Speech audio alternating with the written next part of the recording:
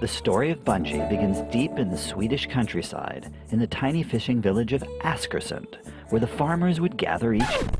Askersund? I'll put my boot in your Askersund. Now listen up. Bungie starts here. Sweet Home Chicago, 1991. That year I was taking an artificial intelligence class, and Jason was in that class. I was working on a game, and Alex was trying to start a company. Where Jason is actually a lot like a shipboard AI, where most of the time it does miraculous work that nobody else could do, and then the other times it's, you know, crazy. This is what I think of the Computer Game Developers Conference. You know, we just got to talking and thought maybe we should try partnering up. And I finished that first game for the company that became Bungie. Two guys come up with a manifesto. 7 steps to world domination. 7 steps to world domination. Because that's the best number. It's like rock. Nothing beats rock or 7.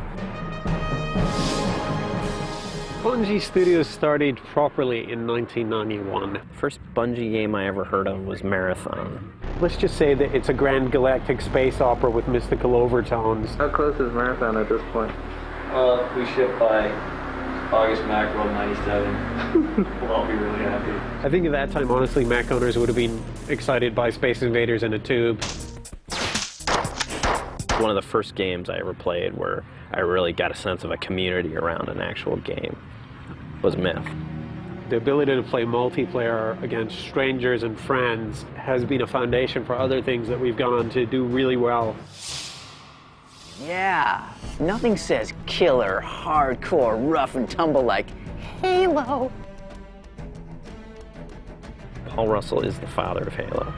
I came up with the name Halo, and it was not received well. Jason was leaning more towards Redshift. Covenant was one of them. I thought it sounded like a bad 80s hair band. You know, Covenant. Halo is an epic journey to save humanity from terrible menace. That's all it is. That's good. They should put that on the box. I remember seeing just a single texture on a wall with a flashlight going, wow, this is gonna be awesome! And it was way before the Xbox even looked like the Xbox, and way before Halo even looked like Halo. That's the first version of the Warthog, I guess, huh? Yeah. Man, this isn't Halo, dude. Man, this is really, really old. We had a huge map for a continuous RPG game, and for that we had an RTS. And then next thing you know, it was a third person and we were playing it in our office. Yeah, Halo depended on a lot of that early wandering. We were expecting a final sales number to be 700,000 units, and then it just went through the roof. Why? Because of my pretty face. Hoorah! Step 4 didn't really go very well. Which one was Step 4? Which one's Step 4? Do you know what Step 4 is? Right, we gotta get a picture of the Bungie food. I know back in the day in Chicago, there was a very infamous Chinese food restaurant we used to order from. They used to just deliver us crazy amounts of Chinese food all the time. What's this crap? I don't think that really accelerated the process development so much as it sort of filled it with a lot of bathroom breaks. Because Halo 1 happened really big, I don't think there's any doubt that there wasn't going to be a Halo 2. We're like, we should do another one, you know, because we're out of margaritas and, you know, they're expensive. I'm going to need more. Halo 2 is moving. Time begins to crawl. But we're still not telling if we'll ship this fall.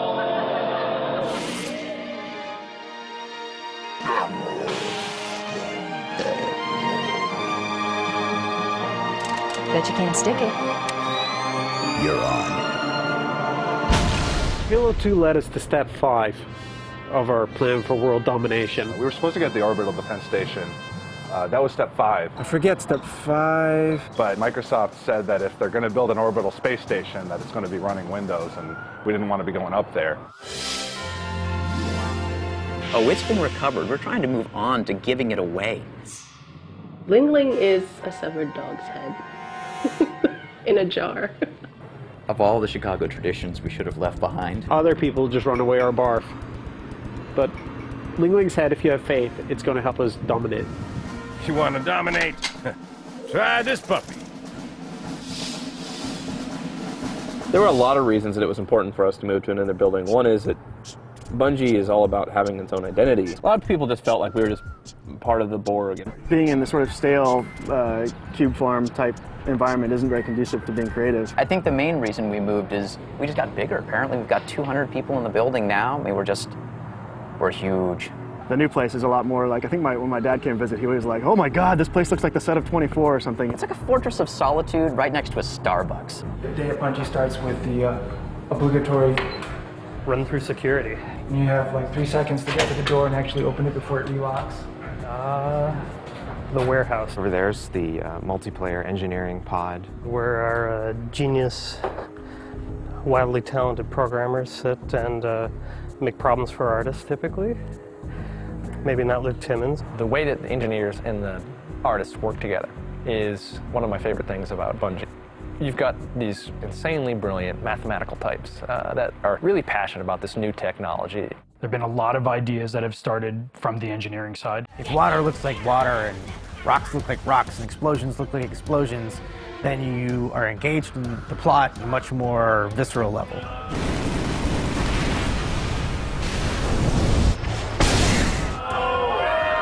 You see water shows up in every level. So basically means if you have something cool, they'll actually go out of their ways, making sure that the technology gets used in the right way. So we're more of a partnership than a competition. All along the far back wall, we have environment art. Hey Marcus, how would you describe this pod? This particular pod? Command Central. Every piece of artwork that you see in the game is built by a community of artists. The dirt on the tires gets there because someone has to put it there. The scratch on the inner side of the fender because a rock might have jumped up and hit it. Everything that moves in our game, the wheel on the Warthog rotating, the little antenna bouncing up and down like that, the shotgun spitting out a cartridge. They flesh out the world, make it feel a lot more real. Every now and then, it'll catch my eye still. Wow, I can't believe we were able to pull that off. The acoustics are fantastic in here. I could hear somebody in test fart, and they're all the way on the other side of the building. The key to Bungie's success is not some sort of magic. It's testers that keep the build stable to make sure that everything is as fun as it could be. We required the testers to shoot everything, run through everything, jump 15,000 times in the same place to see if it'll break the game. The way Bungie tests involves everyone. The artist is testing by running the game and adding new textures to it. Designers testing the game by adding a new vehicle or tweaking the raid.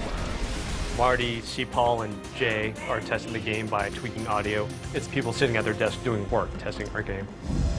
The important thing about interactive music is that it feels like it's scoring what you're doing, and this will all eventually correspond to something significant that's happening in the game. Everything that you hear or see is created by someone. Everything is designed very intentionally. If you trick all your senses enough, you're really immersed into it. Then you're not just playing a game, you're playing an experience. I just start listening, like a chef cooking in a kitchen. You have all these ingredients, you start throwing some stuff in, and you say, maybe this spice will be good. There's the design pod with all the guys working on the single-player missions. The design pit. It's really meaningless without these guys.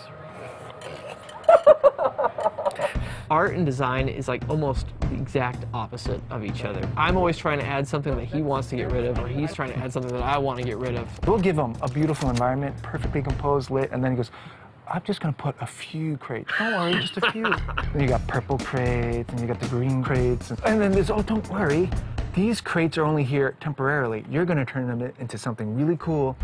And then you find out, so long as it stays exactly the same proportions as a crate. Tell them to drop everything and recraft this. When I try to do at work, it's just whatever I enjoy. And hopefully that falls in line with what we do at Bungie. And when it does, I'm really happy. And when it doesn't, I get sad. I think everybody wants to work in a place where they enjoy coming to work and they do things that are, that are cool.